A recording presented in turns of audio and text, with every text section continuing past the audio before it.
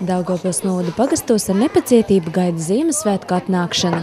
Līdz ziemas saulgriežiem atlikusī nedēļa tiek pavadīta sarūpējot dāvanas, greznojot eglītes un zīmējot apsveikuma atklātnītes. Pamācības, kā to vislabāk izdarīt, var iegūt pagastos organizētajās darbnīcās, kuras dalībnieki neskopojas ar radošām idejām un tehnikas noslēpumiem.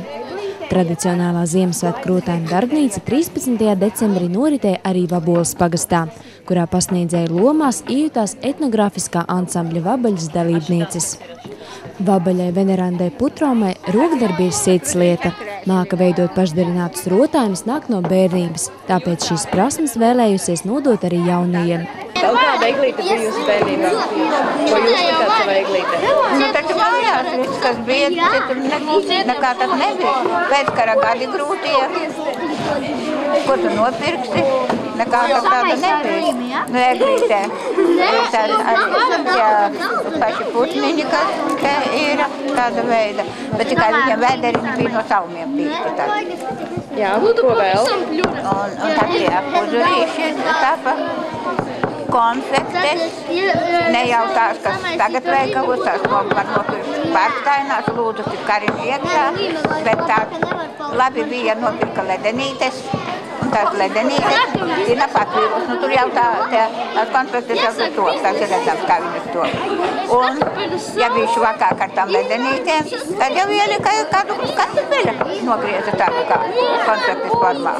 Radošajā darbnīcā tika pielietoti visdažādākie materiāli – papīrs, dārzeņi, salmi, niedras, čiekuri, krāsas un diegi.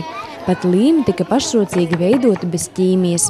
Tālāk tika ņemts kartupelis, kurš tika stampāts tik ilgi, kamēr izveidojās viendabīga masa. Šī nodarbe prasīja vīrišķīgu pacietību, kuras mazajiem vaboliešiem netrūka. Kuru kartupeli tu jau šodien mīci? Otro. Nav apnicis?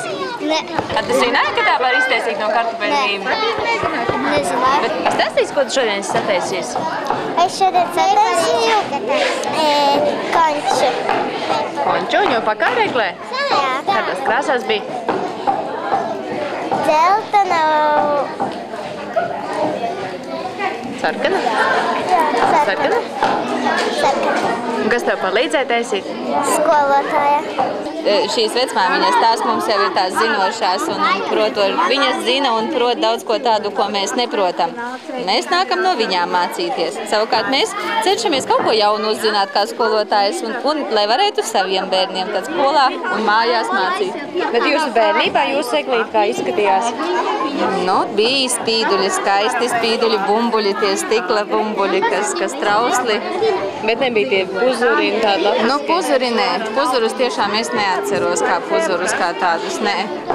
Un kā bērniem padodas vispār? Nu, teiksim tādi, kas ko ātri var paveikt, tas ir ļoti viņiem patīk. Bet ja tas ir jādara tā ilgāku laiku, tad tas ir grūti. Pirmsskolas un sākumskolas bērniem, sastrādājoties ar vecāko paudzi, nepilnas stundas laikā izdevās ar pašizgatavotiem rotājumiem izpušķot kultūras tam eglīti un par vienu soli tuvāk pietuvoties gaidītā brīnuma atnākšanai.